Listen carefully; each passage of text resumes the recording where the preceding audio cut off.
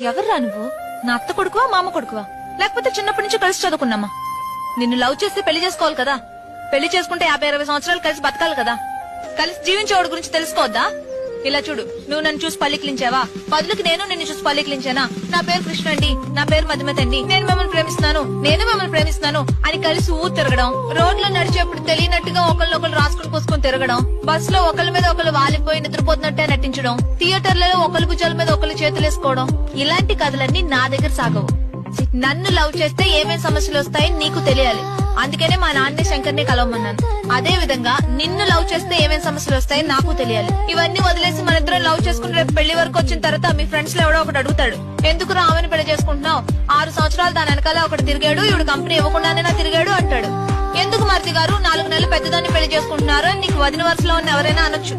మీ అమ్మా నాన్న పోలీస్ కుటుంబం నుంచి అమ్మాయిని పెళ్లి చేసుకోవడం మంచిది కాదు అని